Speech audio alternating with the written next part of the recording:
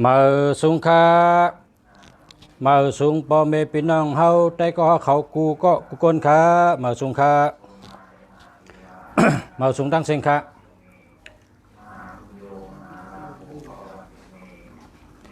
เมื่อในเขาได้เอาลองปลายหมักมีปุ่นตะคนเมืองใต้เฮาไรว่าพอเฮาขาขึ้นมาวนตัวตั้งแต่เฮาขาเกิดมาต่อถึงใหญ่มาในเฮาขาเฮ็ดผิดลองเฮิรนเยกะเมื่อในแต่รัดลองเมเฮิรนเมเยให้ขึ้นแมนตะปลายหมักมีค่ะเนาะฮัลโหลค่ะฮัลโหลค่ะ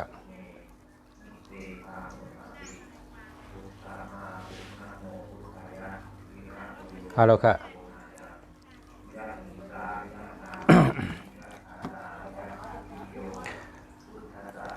เฮิรนเฮาค่ะ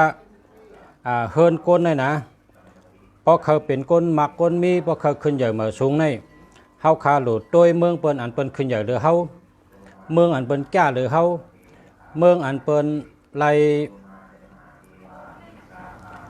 ขึ้นใหญ่หรือเฮาหมักมีหรือเฮาจังนั้นเฮาหลวเอาตอนดีเปิ้นนั้นมาเจอเป็นพรดีเฮาเพราะเฮาขามาอยู่เมืองไทยในเฮาขาหันว่าที่เมืองไทยเนี่ยเปิ้นเฮ็ดเฮิรนตาเตเฮ็ดเฮิรนในเปิ้นเอาลักษมาวะเพราะว่าลักษมาในเขาเป็นก้นโหลไหลเงินเว้ยเขาเป็นก้นโหลเฮ็ดเฮิรนปันเฮามันแคมเฮามันเย้าเฮียก็เขาเอาเงินเฮกมือกว่าวะลักษมาในเขาเฮ็ดปันเฮาเฮ็ดแคมเย้าเฮ็ดเย้าเขาปลายเขาก็อยู่เฮิรนหลังนั้นก็เพราะฉะนั้นพอเฮาเอาลักษมาวะปไหนพิษหมดขยะนะแห้งและพิษเนี่ยก็เปิดลักษณะในเขานาตีเขาในมีเฮ็ดไทยแคมเฮ็ดไทยขามเฮ็ดไทยเย้านั่นน่ะนาตีเขาไรอยู่นั่งค่ะนาคำอยู่นั่งอันตัวเขาค้าในกะว่าลักษณะเฮ็ดปันเฮารู้เฮ็ดแคมเฮ็ดแก่ปานปงเฮ็ดเอ็งกฤษปงเฮ็ดตะโยปงเฮ็ดสังก็เลยนะพอเฮ็ดออกมาเนี่ยพรจ้ามันอันไรขามตามมันอันไรฮับไรเจ้าสายเจอพระว่าจัดบานอยู่กว่านั้นเป็นเจ้าเฮิรนนั่นค่ะเป็นเจ้าเฮิรนค่ะเจ้าเฮิรนเนี่ยอยู่กับปียาวข้าวหึงตั้งปอตั้งเมตั้งปีตั้งน้องตั้งปู่ตั้งอาตั้งยาตั้งแม่เท่าปอเท่าตั้งปู่ตั้งนายกูก็บ่มีลูกหลานอยู่เศร้าช้ำกันกว่าหน้าเฮิรนหนังนั้นสั่งว่าเฮาคาป้อมไรตุ้ยในก็เมื่อเดี๋ยวในเฮาคาสกุลเมืองลีแต่ลัดในลายแก่มันกะอย่าไปเจอเล็กอย่าไปเจอเปิงอย่าไปเจอโต๊ะก็เพราะว่าเฮาพูดอะไรเฮ็ดกว่าสั่งว่าเฮิรนอะไรพิษกว่าปานไหนจึงหนังฮือเตอยู่ดีกินหวานหนังฮือเตอาศักยืนยาวหนังฮือเตรอดเพศนั่นกับสืบมาถามสกุลเมืองลีค่ะเตไรลัดบรรชุเจ้าไรเสียเงินค่ะนะสุเจ้าอย่าไปโกว่าคาเตย้อนเงินชูเปียงร้อยเงินนะครับย้อนจ้ะไรเสียเงินค่ะคาเตลัดบรรชุเจ้าก็คาเตลัดเมื่อที่วานเฮาคาวันเกิดคันเนี่ยวันเกิดคันเนี่ยเฮิรนในกำนำในเฮ็ดสองเฮ็ดเฮิรนช่องต้อยกันครับบางเฮิรนก็ช่องเดียวก็พิษครับสองก็พิษครับเพราะว่าเขาอยู่มาตินั้นปีกายก็ขามือเจ้าเฮิรนขามืออยู่เป็น5 เหรียญขามือเดียวในขากะเห็นปิญญามาในขาหู้ว่าเมืองใต้เฮาในย้อนสังแลมันตกแดมจ้าละเนี่ยอันนี้ก็ป้าเมียวหนึ่งค่ะลงปองจึงปันต้องตั้งขึ้นใหญ่ปันเห็นปิญญาปันเห็นปิญญาลองเห็นปิญญาในมันกว้างเยาก็แกมปืนโลกะอันลองเฮ็ดเทินก็พิษค่ะกำขนาดย้อนข้างกำกับมาชงค่ะ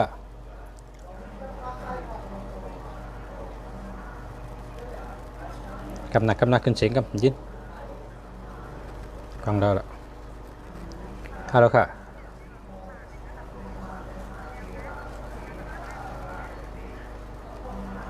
กำขนาด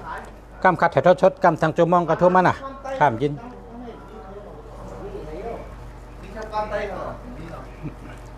มีค่ะ เอาค่ะกันในเฮิรนในเหืออะไรพิษไหนในเฮ็ดช่องเร็วก็พิษเฮ็ดช่องก็พิษอันคาว่านั่นขามือหันมาเนี่ยก็ว่า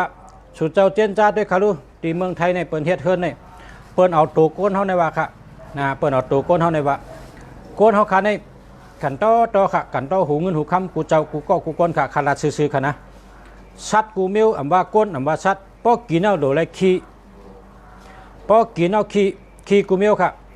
มีชัดมิวเลยค่ะกินย่อมขี้เนี่ยมีเห็นมิวชูเจ้าเจนจ้าได้ดู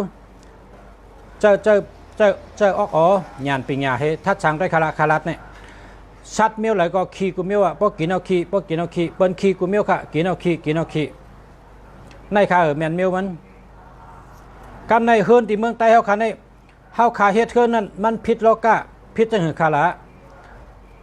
อันที่เฮ็ดเฮิรนยาวกว่าเฮาก็เขาก็ฮู้พักดูฮู้เดียวออกมาก็ขึ้นออกฮู้เดียวครับ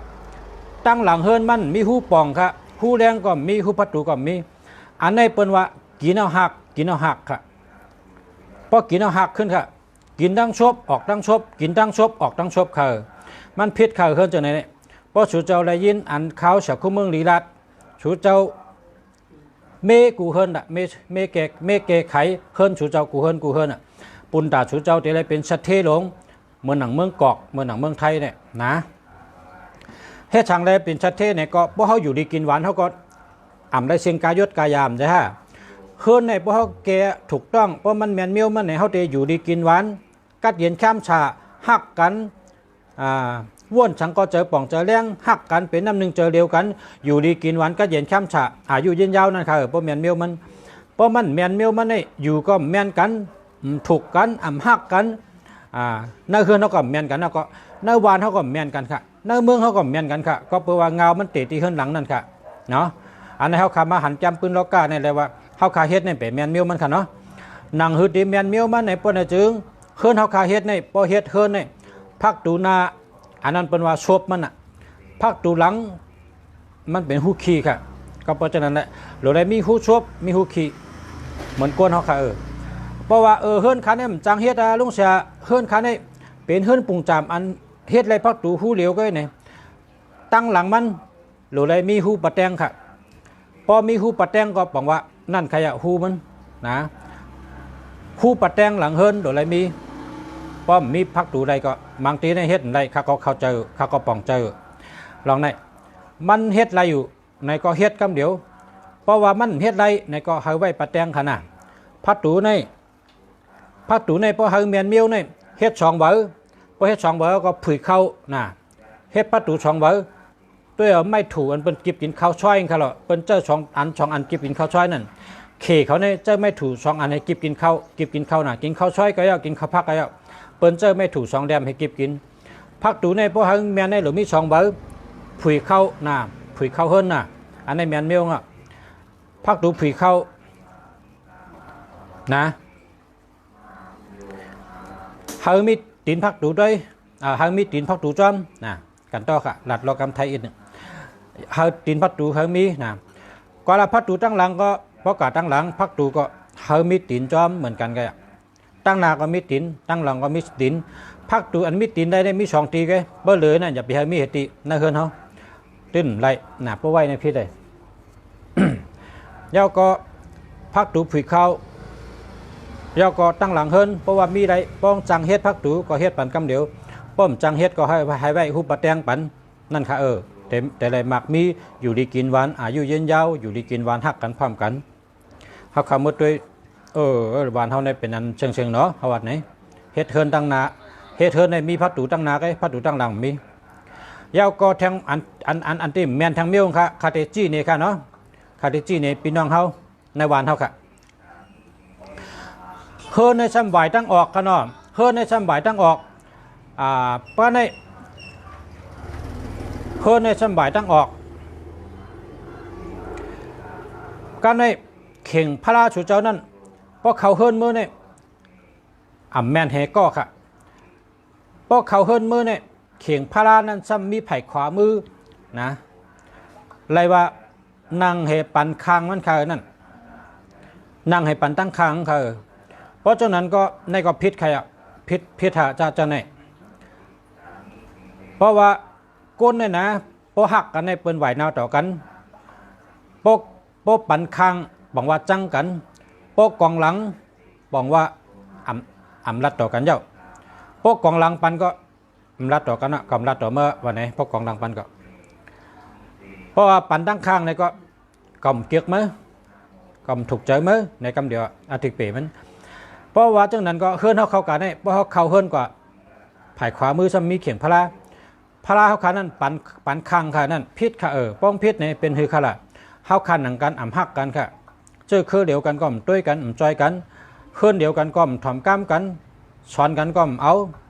ลาดจังก็มถ่อมนะเพราะเปิ้นดาได้หังถ่อมเพราะเฮากันดาได้มันถ่อมนะเจ้านั้นค่ะมันพิษขณะพิษจะเห็นขละเพราะเฮากับขึ้นจ้องในสู่เจ้าต้วยได้เพราะกับขึ้นจ้องในสู่เจ้าต้วยได้เพราะขึ้นจ้องในพักดูจ้องเลยตั้งพระนั่นเปิ้นไหวมาจู้กันกำเดียวมันจะค่ะสู่เจ้ากับขึ้นจ้องเหมือนเจ้าได้หรอเพราะกับขึ้นจ้องเหมือนเจ้าเนี่ยเพราะกับคืนจ้องเพราะคืนจ้องเมื่อเนี่ยสาธุค่ะโอ้พระเป็นเจ้าสปายแกโอ้พระเป็นเจ้าในสปายน่ะเนาะโอ้พระเป็นเจ้าในสปายเตี้ยจ้องเขาในแคมน่ะเนาะเขาลูกอดีพักดูในตุ้ยหลวงเขาเมื่อในซัมปอจ่อเจอจ่อตัวจ่อเจอสปายตัวสปายเจอจ่อตัวจ่อเจอกำไตว่าเจอจ่อเจอซื้อเจอมนเจอซื้อเจอจ่อเจอซื้อเจอมนเจอซื้อเขาขับบ่มีแวดเตรียมทนอ่ะกำในพอเขาเฮิรนพอเขาเนื้อจ้องเนี่ยเจอใครหลูเนี่ยก็มีมาเปิ้นดูคำตาเตเฮ็ดอันไหนวะเนี่ยใครหลูเนื้อหัวใจเนี่ยปอมาหลูว่าเมียวไปเย้าใครหลูทั้งเมียวปอหลูในซ้ำอ่ำจะหลูก็เดียวค่ะบ่เขากะจอมกันปอเมลูกล่างเนี่ยปอก็หลูห้างกล้วยแม่ก็หลูห้างกล้วยลูกก็หลูห้างกล้วยหลูเพอหลูมั่นค่ะว่าเขาจ้องเนี่ยก็เปิดเป็นเฮ็ดแมนเมียวขนาดนะลูกก็ใครหลูค่ะลูกใครเล็กก็สูนะปออะไรเอาเงินปันอ่ะแมวก็หลูแมวใครเล็กก็สูหลูอ่ะปอก็ใครก็สูปอก็หลูพอหลูก้องไรใช่ไหมเนี่ยในก็สมบัติหลูกูก็ค่ะก้นกะจอมกัน3-4ก็หลูกูก็หลูจ้องนะก็เพราะฉะนั้นค่ะกันต่อค่ะพ่อแม่พี่น้องเขากันต่อกูก็กูก้นที่คาเดมาลัดนะอันที่ถูกแม่นก็อย่าไปพิจารณาใจนะขย้อนกันต่อปักกันต่อเฮงค่ะก็การเจออันอ่ำไปถูกแม่นในก็ข่าวย้อนเอาตั้งหูตีในหลูตันบรรสุเจ้าเฮาสู่เจ้าเมเฮิรนสู่เจ้ากูก็เห็นน่ะเปิ้นว่าเมเกเฮน่ะเพราะมันพิษก็เมเกเฮเนี่ยนะเพราะกินพิษเนี่ยเป็นกินยาเกน่ะเพราะกินพิษเนี่ยกินยาเกอันไหนพอเฮ็ดหลักสมาเขาหมอมือเขาในเขานาทีเขาได้เขาหลเฮ็ดแทงเข้มเฮ็ดแทงดีเฮ็ดแทงเย้าเขาเอาเงินเมื่อกะน่ะคำฮู้ว่าคำอยู่เขาลูกเขาได้คำอยู่น่ะเขาเมื่อเขาเนี่ยเป็นคนอยู่เจ้าเฮิรนเนี่ยก็การพอเขาอยู่ว่าใน6 ปี 7 ปีการงานก็พอเข้มการเงินก็พอเข้มการไปมากมีก็พอเข้มนุ่นคนเฮิรนก็พอถูกกันเปิ้นน่ะชูเจ้าต้วยเฮิรนชูเจ้าละเฮเมียวต้องแม่นค่ะเข่งพระราจ่องแม่นแน่พักดูจ่องแม่นแน่ผู้ปะแตงพักดูจ่องแม่นแน่ใช่ไหมต้วยกูเมียวค่ะเนาะนะโดยกูเมียวลองเฮิรนยี่เขานะกำในเข่งพระราในป้อเฮิงเมียในหรือไรไหวออกตั้งพักดูใครไหวตั้งไหนก็ไหวเปิ้นเอาไหวออกได้ค่ะนะป้อชูเจ้าอยู่จำเขเนี่ยนะป้อชูเจ้าอยู่จำเขชูเจ้ากว่าเฮิรนเขได้ค่ะละเปิ้นมีเจ้าเปิ้นเฮิรนเขในเปิ้นมีเจ้าเปิ้นเฮิรนป้อเข้าพักดูกันในมีซื้อพักดูค่ะเปิ้นตั้มไว้ที่ปืนค่ะแห้งอะไรเจ้าเปิ้นเฮิรนไว้ที่ปืนเนี่ยก็เปิ้นวางเป็นเจ้าดินค่ะนั้นนะเจ้าดินกันนั้นเจ้าเปิ้นเฮิรนกันนั้นค่ะเปิ้นตื่นมีทุ่งจำเปิ้นค่ะจะว่าพี่น้องเขเนี่ยขึ้นเยอะมาสูงนะคะแล้วก็พร้อมกันจอยกันนะคะนะเฮาคำระยองเฮาคันลองเตะเองก็ชูเจ้าตัวแดงในกำผาเมื่อเร็วนี่ก้นก่อนนำเลยเปิ้นป้ายมากมีก่อนนำเลยเปิ้นพอเฮามาด้วยในเมืองไทยเนี่ยล้านคำเนี่ยนะกำนำในเป็นของพี่น้องเขตั้งนำค่ะนะพี่น้องเขตั้งนำค่ะก็เพราะฉะนั้นเฮาค่ะพี่น้องใต้เฮาเป็นเจ้าของล้านเงินเจ้าของล้านคำเฮาพี่น้องใต้เฮาเป็นชัดเทหลงเฮาอยู่ดีกินหวานเฮาเฮ็ดการขึ้นใหญ่มาสูงเฮาฮักกันเฮาหมอฮักกันหมอจอยกัน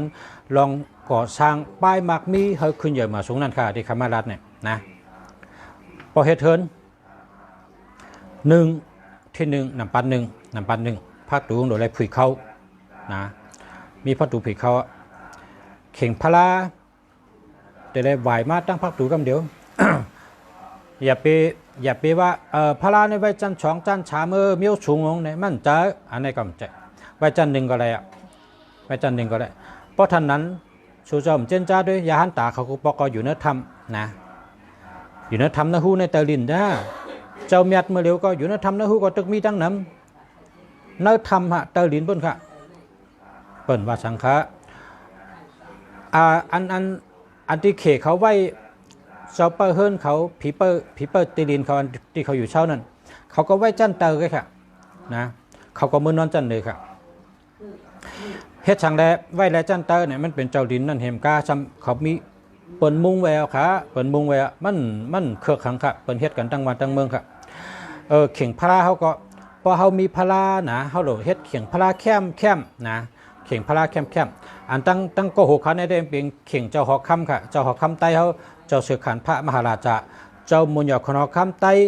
เจ้ามุญยาคณอคำไทยที่ข้าไว้นับถือเนี่ยไว้บอกมอนำให้ต่างช่อมต่อเนี่ยข้าไว้เจ้าหอกคำ เจ้าหอกคำในเป็นก้นเขาเนี่ยนะก้นเขาในมีตานากิริสะนะไล่ปันหมากปันมีข้าก็หลไว้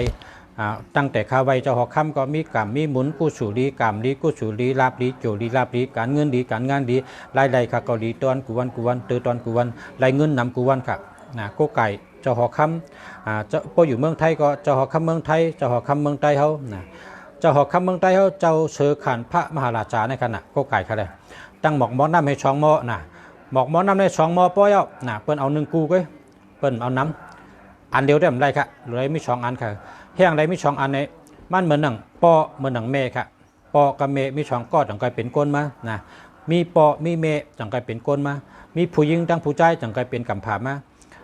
พอเขากิบกินตั้งกินก็ไม่ถูก2แรมนั่นหวังว่าพอเขาเมเขาแค่เหมือนกันนะพอเขาไม่ถูก2แรมเขาก็กิบกินตั้งกินไรเขาตัดได้เป็นก้นมาก็มีผู้หญิงตั้งผู้ชายมีปอเขาเมเขาจังกลายเป็นก้นมาเพราะฉะนั้นเขาโกไก่หอกคำค่ะนะหอกคำเขา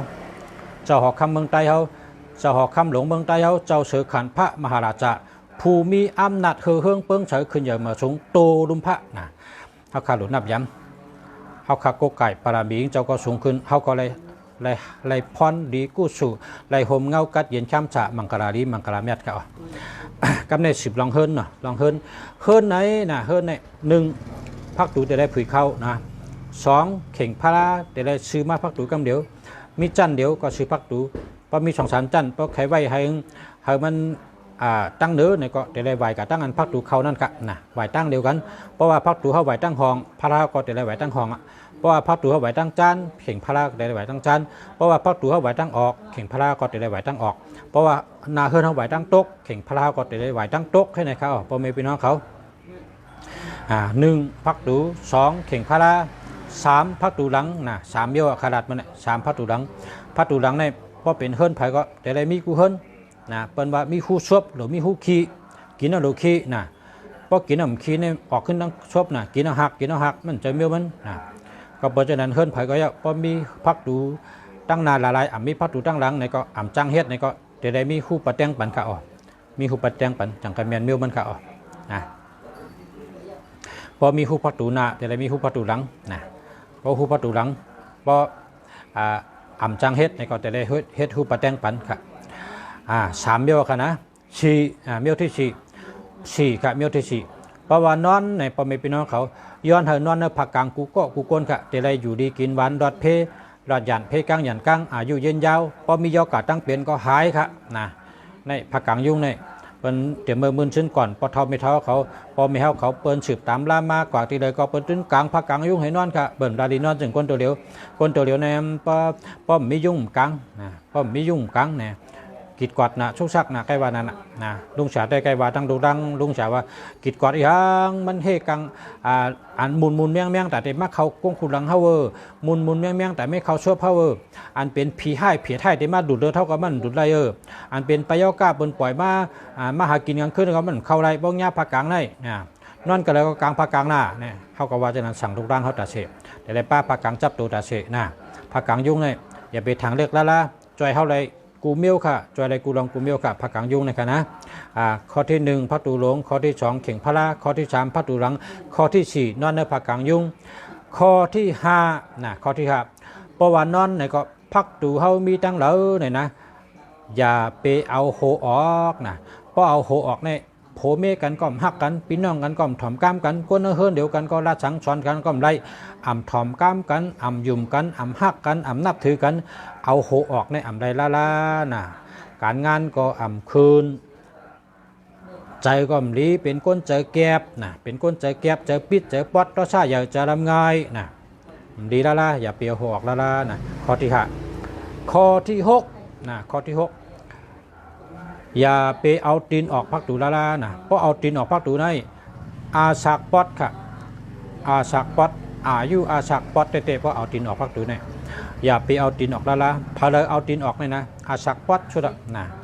เอาตีนออกพักตูเนี่ยได้ค่ะข้อที่หกนะข้อที่หกข้อที่เจ็ดนะปื้นเฮิร์นเฮาเนี่ยจะได้เป้ง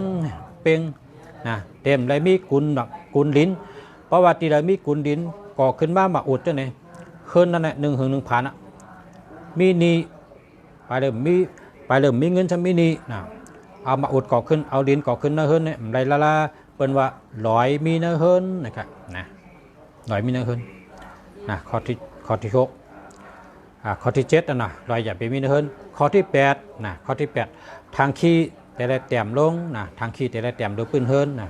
ข้อที่8ข้อที่8แล้วข้อที่9นะ2ไพ่ก็แต่ละแต้มลงนะข้อที่9มาใน9ข้อกัน9ในแก่นาว่าสีเป็นเจ้า9เป็นขุนนะปอขาในลุงเสียงจืนเนี่ยต้องชาค่าลุงเสียงจืนปอขาสอนว่าเป็นปอขำกันนะมันว่าสีเป็นเจ้า9เป็นขุนนะสีเป็นเจ้า9เป็นขุนสีให้ยังเป็นเจ้าเนี่ยสีเนี่ยเป็นสีนาเมืองค่ะผีเนี่ยมีสีป้าครับว่าคุณผีลงตัตตะวิดุลกะวิดุแปะคะกุเวละนะจัตุโลกปะมหาราชาคุณผีสีป้าเนี่ยว่าจะว่าสีเป็นเจ้าเก้าเป็นคุณอันว่างทำเป็นเพอเนี่ยเก้าเนี่ยเป็นกุ่งต่อพระเป็นเจ้านะพระเป็นเจ้าเนี่ยเป็นคุณใหญ่หรือเปิ้นชุด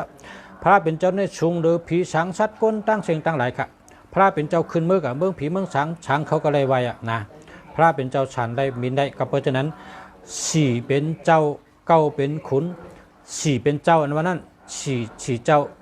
ขุนผีสี่เจ้าเป้าสีนาเมืองนะเก้าเป็นขุนอันว่านั้นกุ่งต่อเก้าป้ากุ่งต่อพระเป็นเจ้าเท่านั้นค่ะสี่เป็นเจ้าเก้าเป็นขุนเมื่อในมังกรเรียเนาะย้อนชูให้พ่อแม่พี่น้องเขาถ่อมรายการประชาคุ้มเมืองดีเสียแล้วช่างว่าเพลออ่ำป่องเจออ่ำแรงเจอในก็สืบพงมาค่ะอยู่เมืองใดก็สืบพงมา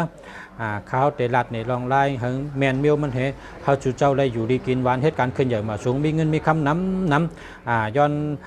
กำได้ซ้ำเพราะว่าอยู่ที่เมืองใต้เขาเนาะพออยู่ที่เมืองใต้เขาก็เขาเอาปับลิกเมื่อไว้ที่ปังลงครับมาจอยชื่อจอยเป็นแห้งน้ำนะปับลิกใต้เขากูเมียวมีที่ปังลง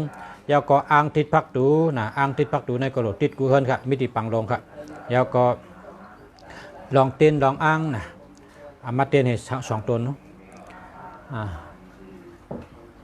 2 ตัวกันเอาเป็นกู2 ตัวอันนี้ก็เต้นในครับไว้ที่ปังลงครับเนาะเ